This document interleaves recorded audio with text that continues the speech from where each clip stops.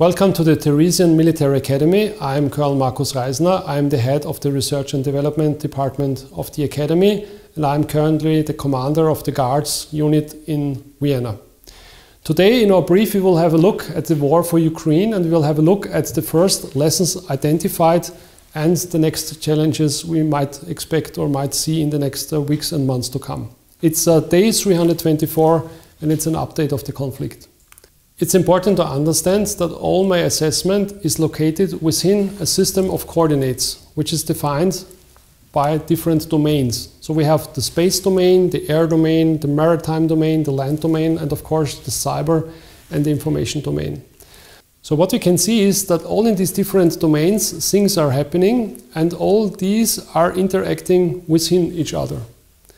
So first of all, we have to distinguish between the tactical, the operational and the strategic level. Tactical level means certain weapon systems like the HIMARS systems and what kind of capabilities they have. Operational level means offensives. That means the offensive Kiev, Kharkiv or Kherson. And the strategic level is the level which is decisive when it comes to the question, how long can you actually run a war?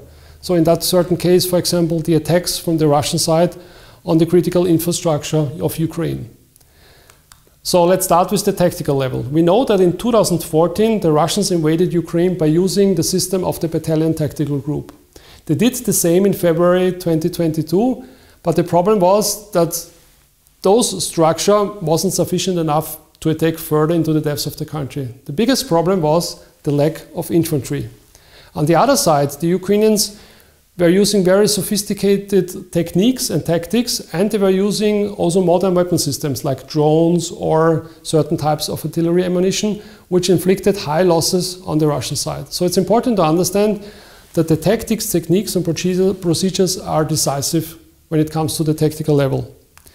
The next level is the operational level. So here we can see that to a surprise of a lot of experts, the Ukrainians were able to inflict high losses on the Russian side by more or less 3 successful operations. That was the operation in the area of Kiev, Kharkiv and Kherson. On the other side, the Russian side was not able to gain all the footholds they wanted to gain in the beginning of the conflict, but also they were able to fight against the Ukrainian side in a decisive way, like we have seen in Mariupol, Severodonetsk and Lysychansk, and of course at the moment at Soledar and Bakhmut. So that means it took a while to adapt, but the Russian side was able to adapt in the fight on the operational level. So flexibility is something which is very important on that level. The strategic level is important when it comes to the point of the question, how long can you fight a war? And as you can see is the fact that the Russians discovered that they had problems on the operational level, but by using their strategic assets like long-range bombers or even drones and cruise missiles, they were able to inflict high damage on the Ukrainian critical infrastructure. So that means in the beginning the Russians were quite successful with their attacks, but the most successful attacks were of course starting from the 10th of October when they started to attack the critical infrastructure of the Ukrainian side, and until today the Ukrainian side is still struggling by using their air defense assets to defend the critical infrastructure sites. So the endurance of a conflict is very important, and we at the moment have about 11 months. So now let's talk about the key warfighting capabilities. There are several of them, and as you can see, all these capabilities interact within each other, and it's important to have resources and capabilities in each of these fields to make it possible to successfully attack an enemy. Let's start with the first one, and this is prepare. So as we have seen in the beginning of the conflict, the Ukrainians were well prepared when it came to the Russian attack. A good example is the battle for Kiev, where the Ukrainians, by flooding the river Irpin and destroying the bridges, were able to stop the Russian advance. And by using artillery system, were able to inflict high losses on the Russian side. And also the use of small units and special forces, which hit the Russians all over the convoy, which spread it out for a long distance, they were able to inflict high losses on the Russian side. So the proper planning is decisive when it comes to warfighting. The next important is project. So project means how is it possible to maintain a steady flow of forces and resources for your warfighting force. And we have seen that also the Russian side are able to adapt themselves because, for example, they were able to withdraw the Russian troops from the area of Kiev over 1,000 kilometers, 50 to 60,000 soldiers by train to the Donbass, where they started to come up with a new main effort in the second phase of the conflict. On the other side, the Ukrainians were able to channel all the incoming resources, all the weapon systems from Poland to Ukraine and to their forces where they actually were used against the fight against the Russians. So the momentum is very important. You always have to have a steady momentum when it comes to fighting. So the next capability is engage. Engage means war fighting. Engage means also attack and the capability to attack. It's interesting to see that after the first weeks of the conflict, very fast, the conflict moved in a way which was not expected from a lot of experts. And that was the use of massive artillery systems from both sides. And as you can see here, it is important to understand that when it comes to engaging others with artillery systems, it's the factor of speed which is decisive. And we have seen on the Ukrainian side a high flexibility and a command and control structure which made it possible to inflict immediately after the recognition of a target losses on the Russian side, while on the other side the Russians, which had a very centralized request system, took always a while until the requested artillery systems actually were working on the Ukrainian side. So it's important to understand that speed is a decisive factor when it comes to fighting. The next capability is protect. In the end of the second phase in summer, the situation was like that it was not clear will the Russians prevail over the Ukrainian side because of the use of their massive artillery systems. And with the delivery of the American HIMARS system, it was possible by using those rockets to attack the Russian ammo depots. And it took a while for the Russians to disperse the ammo depots and to start to protect them. They used the Panzer system to defend their ammo depots against the incoming rockets. This was successful, so the Americans had to introduce another weapon system, and this was the anti-radar rocket AGM-88. Those rockets destroyed the Panzer system, and of course it was again possible for the HIMARS systems to attack targets on the Russian side. So precise weapons are very important in the conflict, and of course because of the fact that those weapons can act against your resources, and you have to have resources if you would like to fight a conflict for a longer time. The next capability is sustain. We will look at sustain when we look at the forces and of course ammunition. So we know that both sides at the beginning of the conflict had certain capabilities. That was the invading force and that was the defending force. The defending force was able, over 2 months, to fight successfully against the invading force from the Russian side. So till the summer, Ukraine lost about 50% of its equipment, according to Ukrainian sources. So it was important that new equipment was coming in. And the West delivered about 1,400 tanks, infantry fighting vehicles and artillery systems. And those equipment made it possible for Ukraine to launch again the new offensive in Kherson and also Kharkiv. So that means Ukraine received a lot of equipment which made it possible for it to attack further. On the other side, the Russians also had high losses, but also here they were always able and capable to fill in their gaps by bringing in new resources from Russia. And also, of course, when we look at the ammunition, we can see that the resources the Russian side has obviously is quite bigger than the Ukrainian side. It is said that the Russians have about 17 million artillery rounds. 7 million of them they used during the fights in the last months.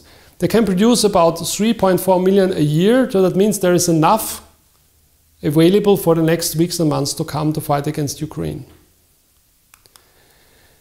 Let us now talk about inform. Inform means especially intelligence. It's important to understand that immediately after the beginning of the conflict, the US and also the NATO started to assist the Ukrainian side by providing intelligence. It was this intelligence which made it possible to attack the command and control positions of the Russian side and inflict high losses on the Russian generals. That means the Russians were not only lacking infantry, but they also had high losses which of course affected their way of warfighting. On the other side, the Ukrainians, by using several thousand drones, were able to have a very good situation awareness. And it was not only that those drones were used to target certain assets of the Russian side, but they were also used in an armed way to drop ammunition and, of course, to inflict damage on the Russian side. So we can conclude that actually the term intelligence is the most important of all the different capabilities, because it is decisive to understand where is the enemy and where do you have to use your resources to attack and hit the enemy. Now let us talk about consult, command and control. So we can see that there are two things which are important here. First of all, it is the way to lead troops and leadership. And the other one is, of course, communication.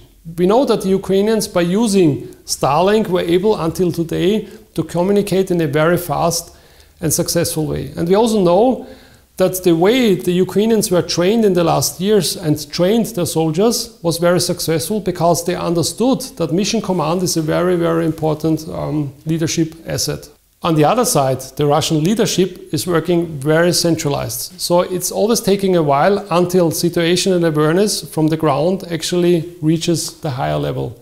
But when the higher level has a clear idea and understanding, of course, they can lead their troops in a way that it is successful. We have seen that when we look at the situation at Kherson, which looks a little bit like Dunkirk in 1940, where the Russians were able to withdraw 30,000 troops and 2,500 vehicles on the other side without being attacked by the Ukrainian side. So you might ask yourself, where are these assessments coming from? Is this an assessment of our department, or is it from other sources? And of course, it's from other sources, which I have now used actually to give you the brief. So there are two certain papers which I really would like to point at. Both papers which are used for the presentations are from the Royal United Service Institute for Defense and Security Studies. One is actually looking at the lessons identified and lessons learned from the first months of the conflict when it comes to the Russian invasion.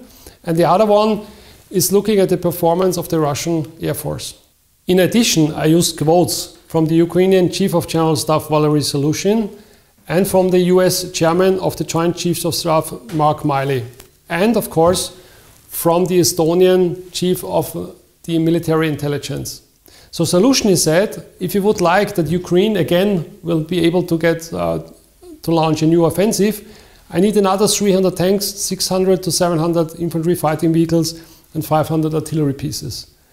And Mark Miley said after Kherson that both sides have lost 100,000 killed in action and wounded in action. And he was the first to say that. And he also said Kherson is a possibility to talk to each other. And Colonel Grossberg said that Russian capabilities are still high and there is still a lot which they can use in the conflict. To summarize the statements, I would like to use the following quote from one of the RUSI documents. There is a perception that the armed forces of the Russian Federation are systematically incompetent, irredeemably corrupt, that their weapons are ineffective and unreliable, and that the force is incapable of adapting. This narrative is dangerous, both because it's inaccurate and also because it encourages incomplacency. So what I would like to stress here, it is not helpful to say that the Russians are not able to fight a war, because we have to understand that if Ukraine wants to win the war, they need further assistance to fight against the Russian side. I would like to give you one example. As you all know, the British intelligence service is always giving us a daily update. And I will give you two examples which gives you an idea what is the problem between the wish and the reality. So from June, we have here one saying that the strikes of the Russian side have no meaningful impact on the conflict. And the Russian stocks of precise guided missiles having been significantly depleted. In December, it looks completely different, because here we can see that the Russians are targeting the power distribution network and they are able to overwhelm or at least attempt the Ukrainian air defense. And this has the effect that they try to undermine the morale of the Ukrainian population and of course to destroy the critical infrastructure. And as President Zelensky just recently said in November that there were already over 4,700 missiles used against the critical infrastructure in Ukraine and targets in Ukraine. And the number at the moment is about 5,000 plus. And while we are discussing the capabilities of the Russian side, the Russian military is trying to influence us by dominating the information domain. And what they do is, by using a lot of different media outlets and of course social media, they try to contribute to a fog of war, which make it very difficult to understand the current situation in the conflict.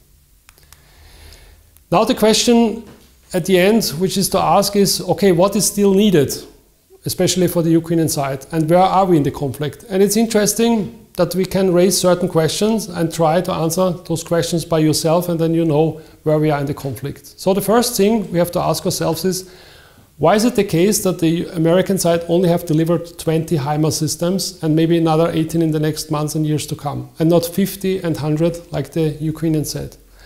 Why have the American side not delivered fighters like F-16 or even A-10 Warthog? And why they haven't delivered any ATACMS, so that means missiles with a longer distance and range? On the other side, they delivered already a Patriot battery, and also the Germans will deliver one. But 2 Patriot batteries are not enough to defend the airspace of the Ukrainian side against the strategic attacks of the Russians. And one thing which is heavily discussed is the delivery of heavy weapons like tanks and infantry fighting vehicles. And of course, as we know from the statements of the last days, the Americans will deliver 50 Bradleys and the Germans 40 Marder infantry fighting vehicles. And of course, the British said already they will deliver 10 Challengers, and maybe also the Polish and the Finnish will deliver another 20 Leopard tanks. But now let us compare once again what has General Zaluzhny said and what are these numbers telling us about the situation. So General Zaluzhny said, I need 300 tanks, 600 to 700 infantry fighting vehicles and 500 artillery systems. And now we have here 30 tanks and about 90 infantry fighting vehicles. So you can see there is a difference between those numbers. So what's next? On the tactical level, it's important to understand that the Russians try to bring in more and more forces. They try to bring the reserve forces in a way that they actually can use them along the whole front, especially in a defense posture. So we can see that more and more Russians are forcing coming in. On the other side, we still see that there are gaps when you compare the number of tanks, armored vehicles and even artillery systems, and that Russia still tries to bring in as much as possible. So that means it is clear that Ukraine needs more equipment to counter these Russian attacks on the tactical level. When it comes to the operational level, it's important to understand that all the equipment which is coming in will be used by the Ukrainians to form 2 core size elements, one in the area of Poltava and the other one in the areas of Dnipro and Zaporozhye. The one core, after staging, is the one which might attack direction Kremina and maybe cut off the supply lines which are coming in from Russia into Donbass. The other core element might attack from Zaporozhye area direction Melitopol in connection with an attack on the strategic important bridge over the Kerch Strait. Those operations would be the more successful one because that would inflict not only high losses on the Russian side, but also isolate the Russian troops on Crimea, Zaporozhye and of course Kherson. What can they expect on the strategic level? On the one side, the Ukrainians try to defend the critical infrastructure by the necessary means of air defense. But on the other side, the Ukrainians are also trying to attack those bases where the strategic bombers or even the ships are stationed, which are the carriers of cruise missiles, which are inflicting the high losses in Ukraine.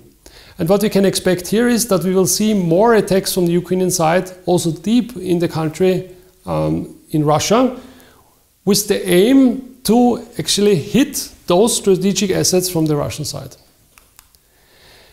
It was already in the beginning clear that this conflict is a war of attrition. It was something which was not accepted for a long time for a lot of experts, but it is actually the case. We can see this when we look at this picture. This picture shows a terrain in the near of Bakhmut, a terrain which is filled with shell craters and littered with bodies, in this case from Wagner troops.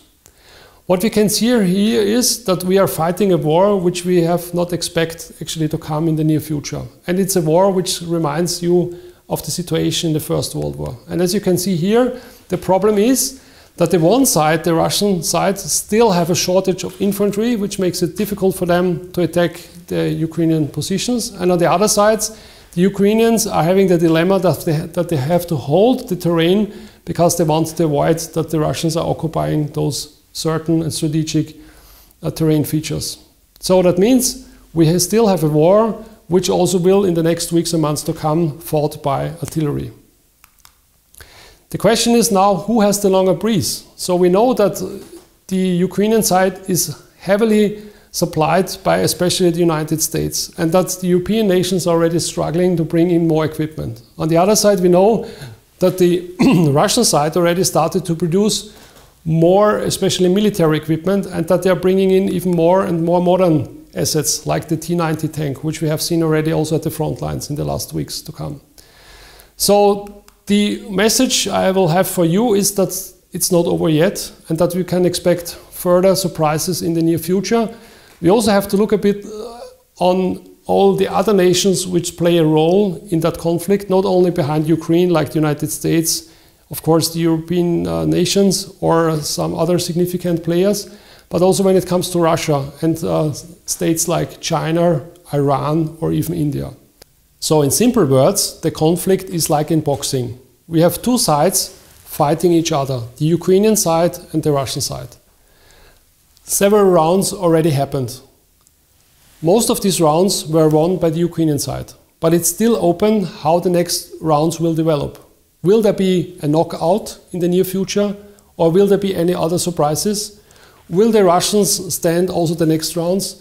Those are the questions we have to answer in the next weeks and months to come.